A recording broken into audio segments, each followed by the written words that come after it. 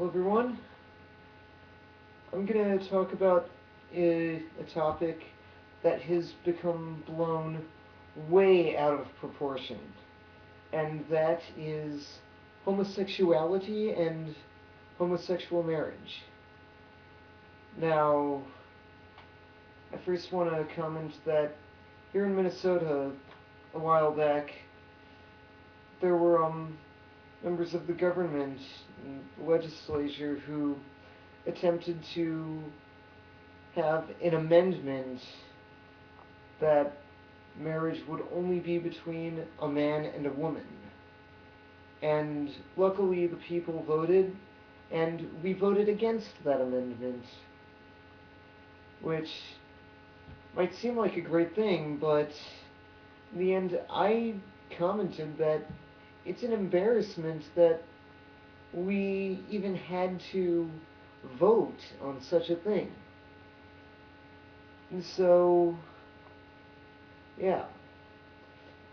So I have no problems with homosexuality or homosexual marriage. I mean, if you're gay, fine. If you're lesbian, lucky you. If you're bisexual, definitely lucky you. I mean, if you're transvestite or transgendered or have a sex change or something like that, okay, fine. I don't really care. It's how you were made. Yeah. And one of the things, though, is that Christians are stereotyped as being very homophobic and very against all that. Now, I want to comment that when the government was attempting to put up this amendment, it's like most of the places where I saw people wearing t-shirts saying to vote no on this amendment were in churches. I mean, there was even one church that canceled their Sunday service one time to march in the Gay Pride Festival. There was one of the churches I go to, the local cathedral for the Episcopal Church, had a sign up right before this election that said, "People of faith, vote no. Don't limit the freedom to marry."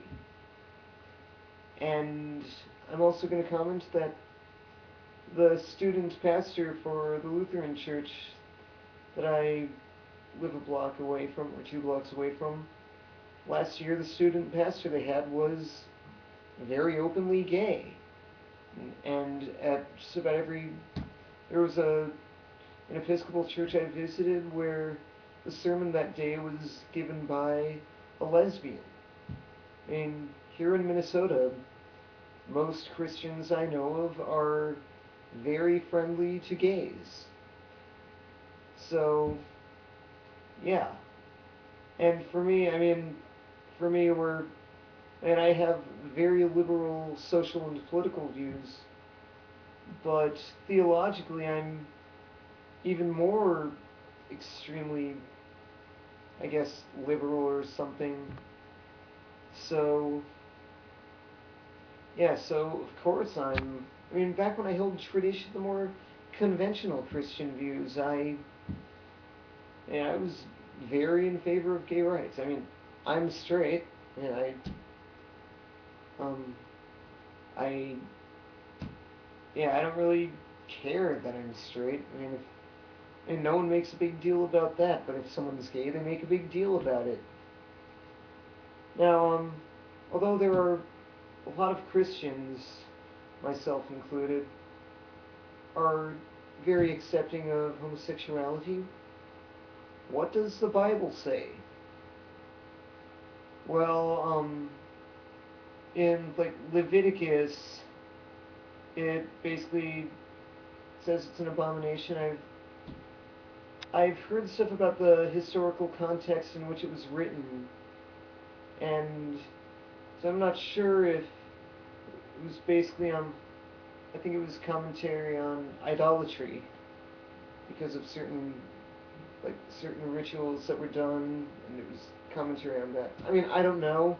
I mean, but even if it is about homosexuality, and look at some of the other stuff. Like, there's a passage that says if a child is willfully disobedient to their parents, they should be put to death.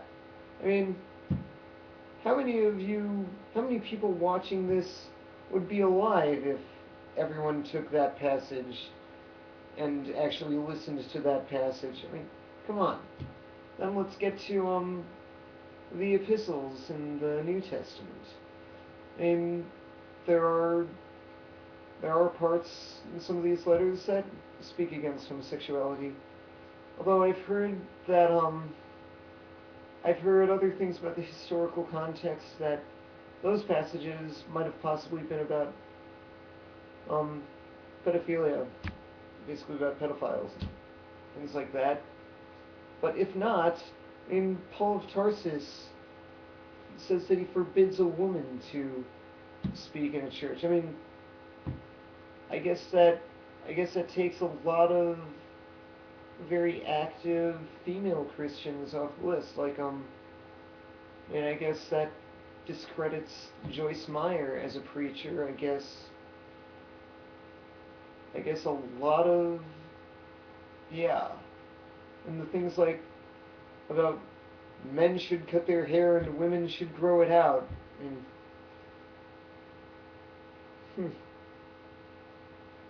yeah, it's clear that I ignore that. And also look at all the different paintings that people have of Jesus. They seem to believe that Jesus didn't do that. So now the question is, what does Jesus say? The only passage in the Bible that I've heard people actually quote from Jesus, actually, in the Gospels that I've heard that people have used is Gospel of Mark, chapter 10, verses 2 through 12. And the Pharisees came to him and asked him, "Is it lawful for a man to put away his wife?" tempting him. And he answered and said unto them, "What did Moses command you?" And they said, "Moses suffered to write a bill of divorcement, and to put her away." And Jesus answered and said unto them, "For the hardness of your heart he wrote this precept. But from the beginning of the creation God made them male and female. For this cause shall a man leave his father and mother and cleave to his wife, and they twain shall be one flesh. So then they are no more twain, but one flesh. What therefore God hath joined together, let not man put asunder." And in the house his disciples asked him again of the same matter. And he saith unto them, "Whosoever shall put away his wife and marry another committeth adultery against her. And if a woman shall put away her husband and be married to another, she committeth adultery." So, I mean, he doesn't make any reference to homosexual or gay or lesbian or GLBT marriage even existing. He seems to be unaware of it, really. So, but, I mean, he's really talking about divorce, which, I mean, just about a lot of fundamentalists and conservative Christians, I mean, still do divorce. I mean, it's, even Jefferson Bethke, even though he made this big film on Jesus and marriage, I mean, he basically said, I mean, if a husband is abusive, then get a divorce, I mean, one time. Or then there are, I mean, I heard about a statistical survey done where, of born-agains, regular Christians, and atheists, where 27% of the born-again Christian marriages ended in divorce. I think like 25% for the normal Christians ended in divorce, and I think only 23% for the atheists ended in divorce. And they were all around the same, but it was the born-again Christians who had more divorces. So, look at look at that. I mean, some people And I heard this from the Amazing Atheists, and or the Amazing Atheist, not atheists, but he basically his comment was, well, it's all around the same, but I actually think it might be possible that born again Christian marriages might have a higher rate of divorces because possibly the way they approach marriage or something like that. But in really, divorce is a very different story from homosexual marriage. However, I'm going to comment about what I think the Christians who are against GLBT marriage, I mean, really what they're against is basically sex for pleasure. I mean, they're against. I mean, they personally think it's about having kids. That I think is the only reason, the only thing they feel is important to be fruitful and to multiply. Well, to be fruitful, multiply, and subdue the earth. And I can talk about the historical context in which that was written.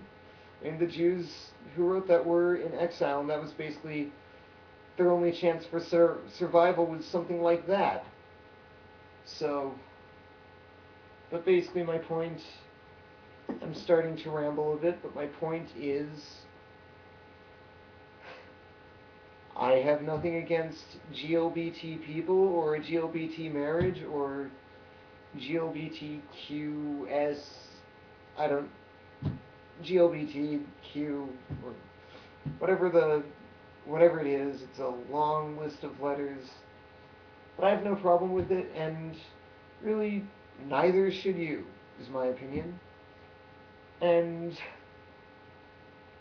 yeah, I mean, yeah. Thank you for watching. Shalom.